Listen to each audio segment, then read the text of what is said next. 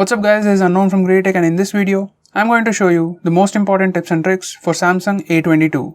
By the way, we have already made a best features video on this phone. Do check it out, link will be in the description. First we have full screen gestures. Once you enable this, you can swipe up to go home, swipe up and hold for recent apps, swipe from left or right to go back. You can swipe up diagonally from bottom left or right corner for Google Assistant. You can also swipe on the bottom to switch between apps. Next we have split screen mode. This is how you can enable split screen mode. Go to recent apps page, tap on app icon and then select split screen. This will open the current app in split screen, and from the bottom you can select another app.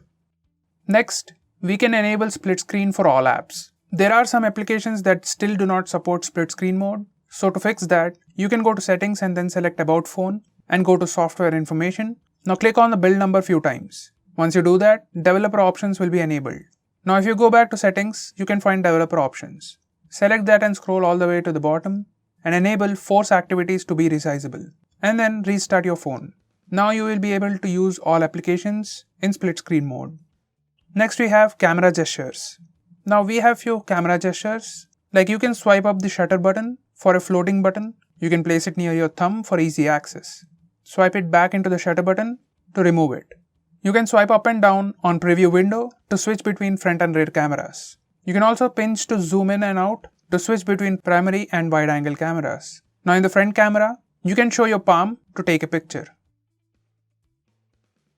Next we have Samsung Pay. Now this is a convenient way to pay for things without taking out your wallet or your card. Once you have configured your card into this, you can just swipe up from the home screen or just open the Samsung Pay app, enter your password or biometrics. Now you can simply touch the swiping machine with your phone to make the transaction. So that is Samsung Pay, and it is definitely one of the most coolest features on Samsung phones. Next we have live wallpapers. You can use a video as a live wallpaper. You can also record a video and set it as the lock screen wallpaper. Here's a quick preview.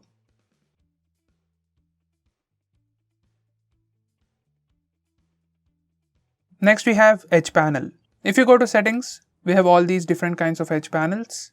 Now on any screen you can see a small bar on the edge, just swipe on it and here you can have access to all those panels. Quick apps, contacts, weather, etc. This is a premium feature and a pretty handy way to access things quickly. Next we have finger sensor gesture. Once you enable finger sensor gesture, you can swipe down on the fingerprint sensor to pull down the notification panel. This works for most rear or side fingerprint scanners, but it won't work for in-display fingerprint scanner. Next we have always on display. Once you enable this, it will show time and date information on the lock screen. You can select when it appears, you can even display music information, you can also change the clock style.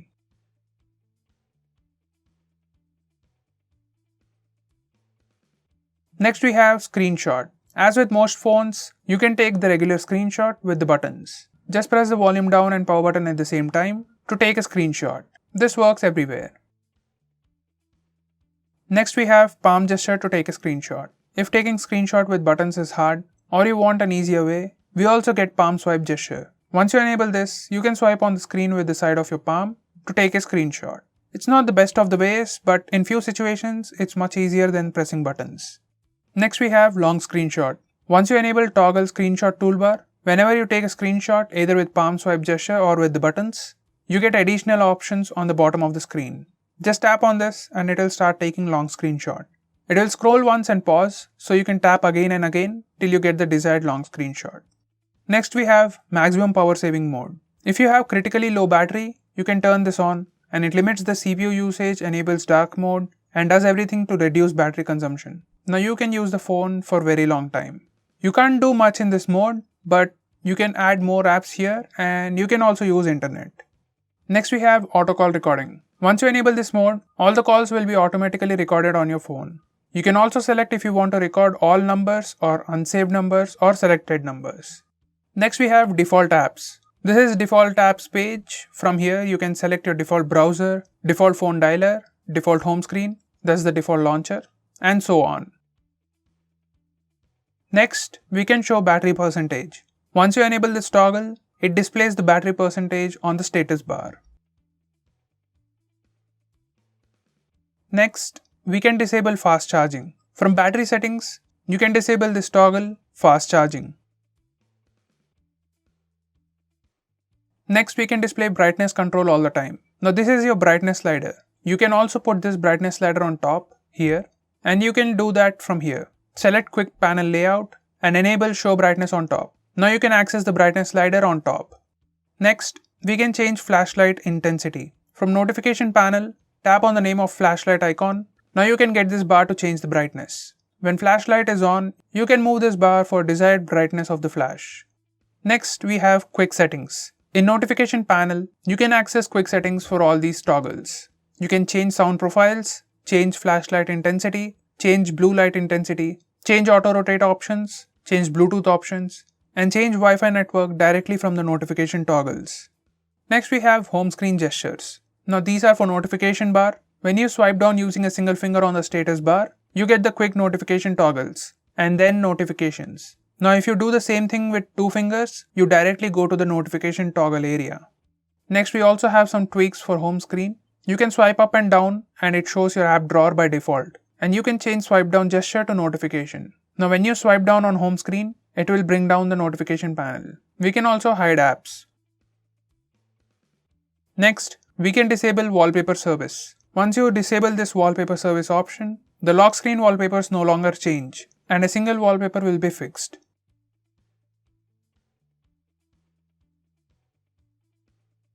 Next, we have side key feature. We can double press power button to quickly open the camera application, or else you can also open your favorite application. Next, we have swipe to call or send message. Once you enable this, in your phone dialer or contacts, you can swipe right on the contact to call them or swipe left on the contact to message them. This is the quick and easy way to take those actions.